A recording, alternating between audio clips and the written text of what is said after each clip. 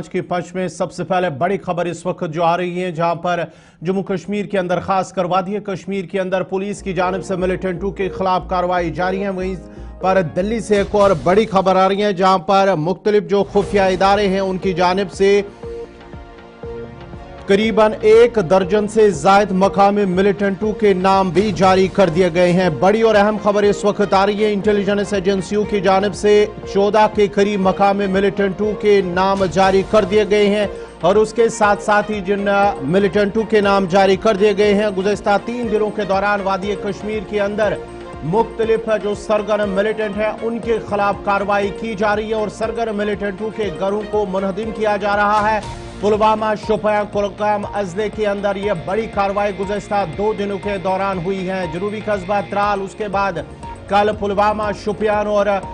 कुलगाम के अंदर भी इसी तरह की कार्रवाई की गई है और उसके साथ साथ ही अब जो खुफिया इदारे हैं उनकी जानिब से 14 के करीब जो मकामी मिलिटेंट है उनके जो नाम है वो जारी कर दिए गए हैं। आपको बताते चले बड़ी और अहम खबर इस वक्त आ रही है कि इंटेलिजेंस एजेंसियों की जानिब से 14 के करीब मकामी मिलिटेंटों के नाम जारी कर दिए गए हैं। कुछ मिलिटेंटों के घरों के खिलाफ कार्रवाई की गई है और आने वाले दिनों के दौरान जो ज़राए के हवाले से खबर आ रही है कि आने वाले दिनों के दौरान मजीद जो एक्टिव मिलिटेंट, सरगर्म मिलिटेंट है उनके खिलाफ भी ये कार्रवाई की जाएगी।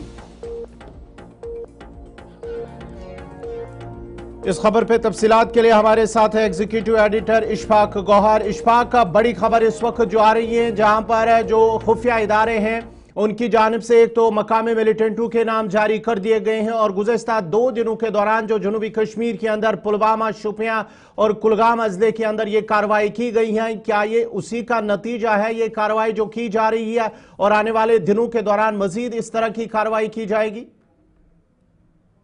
और जहाँ तक सुराग रसा इदारों की हम बात करें तो सुराग रसा इदारों के पास अपनी एक डिटेल पहले ही होती है और वो डिटेल्स अपडेट होती हैं सिर्फ वक्त के साथ साथ। और यही वजह है कि पहलगाम हमले के फ़ौरन बाद कुछ चीज़ें सामने आई, क्योंकि सुराग रसा इदारे मुतहरिक हुए। पुलिस के जो ज़राया है हमारे, उन्होंने इस बात की तस्दीक की कि जो militant plus plus plus category के हैं उनकी फरिश्तें अलग रहती हैं, जो प्लस प्लस कैटेगरी के वो अलग है और जो इस तरीके से वाई कैटेगरी या सी कैटेगरी के ABCD में बनाया जाता है वो अलग अलग रहते हैं। लेकिन जब पहलगाम का हमला हुआ तो उसके बाद ये देखा गया कि आखिर ये हमले करने वाले कौन थे, तो पता लगा ये लश्कर का जो ऑफशूट TRF है उनकी तरफ से किया गया। तो फिर ये भी देखा गया ज़रा खुफिया इदारों की तरफ से अब ये कौन लोग हो सकते हैं जिन्होंने ये प्लॉटिंग की है, प्लानिंग की है और वो मौमिन और मददगार के तौर पर आए हैं। तो उसके बाद ही अभी हमारे पास जो खबर है तकरीबन 16 से 20 लोग हैं जो जिनका ताल्लुक लश्कर से है, जैश से है, TRF से है, उनकी एक फहरिस्त जो है वो बनाई गई है और मुमकिन तौर पर ये वो मिलिटेंट है जो पिछले काफ़ी अरसे से एक्टिव है और पुलिस को कई अहम FIRs के अंदर वो मतलूब भी है। और ये तो एक बात है जो आप कह रहे थे कि फरिश्तें बनी है और फरिश्तें जारी की गई, जारी नहीं की गई है बल्कि ये अपडेट होती है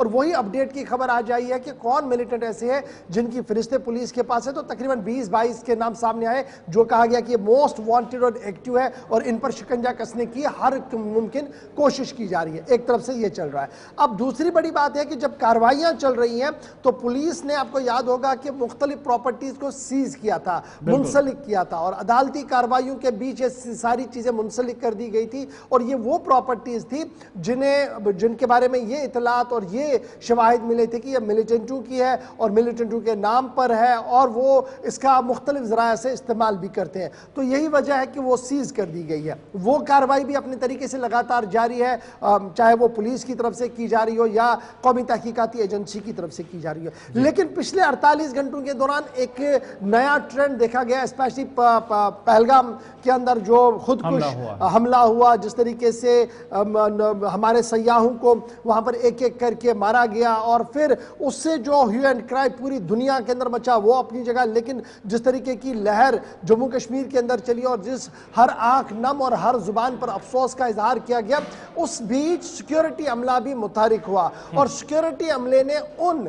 مشتبہ ملیٹنٹوں کے بارے میں مزید تحقیقات کی اور تحقیقات کرنے کے بعد کارروائیاں بھی کی اور کچھ مکانات کو منہدم بھی کر دیا گیا ہے، اور یہ منہدم ہونے والی کارروائی جو ہے یہ ابھی بھی مختلف مقامات پر جاری ہے۔ یعنی آج بھی اگر ہم بات کریں تو پچھلے 24 گھنٹوں کے دوران 4 ایسے سپاٹس ہیں جہاں پر آئیڈینٹیفائی کر کے ان کو ڈیمالش کر دیا گیا۔ اب یہ مانا جا رہا کہ جن لوگوں کی فہرستیں ترتیب دی گئی ہے یہ سارے موسٹ وانٹڈ ہے، شاید آنے والے دنوں میں اس کارروائی انہدامی کارروائی کو مزید تیز کیا جائے گا اور شاید وہاں پر بھی ان مکانوں کو اسی طریقے سے زمین بوس کیا جائے گا تاکہ ایک پیغام اکراس دا بارڈر کیا جائے کہ جناب کسی بھی قیمت پر، چاہے آپ بارڈر کے اس پار ہے یا بارڈر کے اس پار ہے، بخشا نہیں جائے گا، کیونکہ 2 چیزیں بڑی کرٹیکل ہے۔ ایک،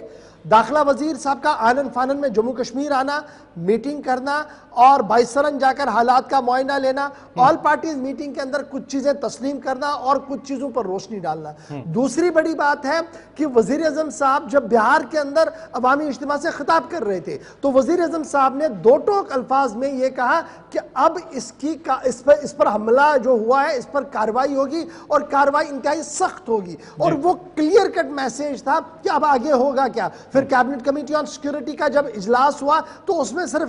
سندھ تاز آبی معاہدے پر گفتگو نہیں ہوئی ہے، اس پر پاکستان کے ساتھ کٹنے والے رشتوں پر ہی بات نہیں ہوئی، بلکہ انٹرنل سیکیورٹی جو ہے، کیونکہ وہاں پر را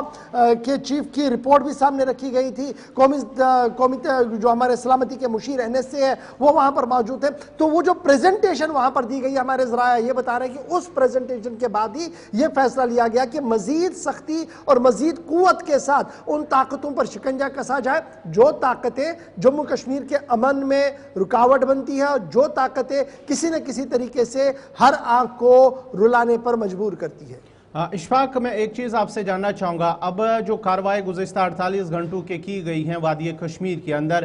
اس کا اثر جو آنے والے دنوں میں بھی مزید اس طرح کی کارروائی ہوگی جہاں پر ڈیمولیشن یعنی کہ ان گھروں کو جو سرگرم ملیٹنٹ ہے اس کا امپیکٹ زمینی صورتحال پر کس طرح کا دیکھا جائے گا؟ دیکھیں 2 چیزیں بڑا امپیکٹ ہوتا ہے، ایک ہوتا ہے کہ آپ کے ذہن پر کیا اثر پڑ رہا ہے۔ اگر کسی کے ذہن میں ابھی بھی یہ تھا کہ شاید میں بندوق اٹھاؤں گا اور ملک کی سلامتی کے لیے خطرہ بن پاؤں گا تو وہ 100 بار اب سوچے گا اس کارروائی کے بعد۔ یہ ایک امپیکٹ ہوتا ہے جو امیڈیٹ آپ کے ذہن پر پڑتا ہے۔ دوسرا، جو ملیٹنٹ ہے جن کے ہاتھ میں بندوق ہے ان کے پاس 2 ہی راستے ہیں، either to surrender or to fight۔ کیوں؟ اب سرکار نے یہ صاف کر دیا بھیا آپ کی یہ پراپرٹی ہم اس کو رکھیں گے نہیں، اس کو ڈیمالش کریں گے، اور جب یہ ایک پریشر ریز ہوگا، کیوں اب ان کے بھی والدین ہیں، ان کے بھی بچے ہیں، ان کے بھی ماں ہے، باپ ہے، بہن ہے جو اس گھر میں رہتی تھی، اب وہ کہاں رہیں گے؟ ان کے دل میں بھی یہ دماغ کے اندر بھی یہ سوال چلتا رہے گا۔ اور ہم نے کل سے دیکھا کہ جن کے گھروں کے اندر بھی یہ کارروائی، انہوں نے کہا کہ جناب ہاں ان کے بیٹے تھے، جا کر ان پر کارروائی کیجئے نا، ہم نے تو ان کو نکال دیا ہے، چاہے وہ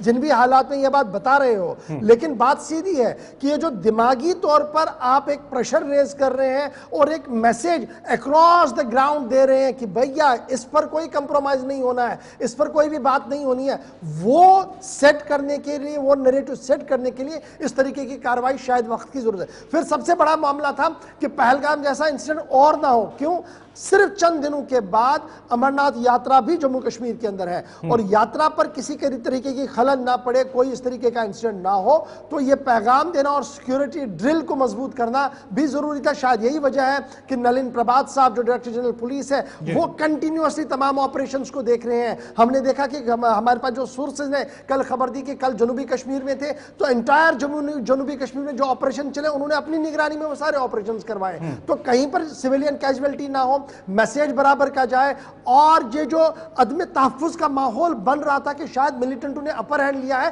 اس کو ختم کرنے کے لیے، اس نیریٹیو کو سیٹ کرنے کے لیے بھی یہ آپریشنز چلائے جا رہے ہیں۔ بہت بہت شکریہ پوری تفصیلات فراہم کرنے کے لیے۔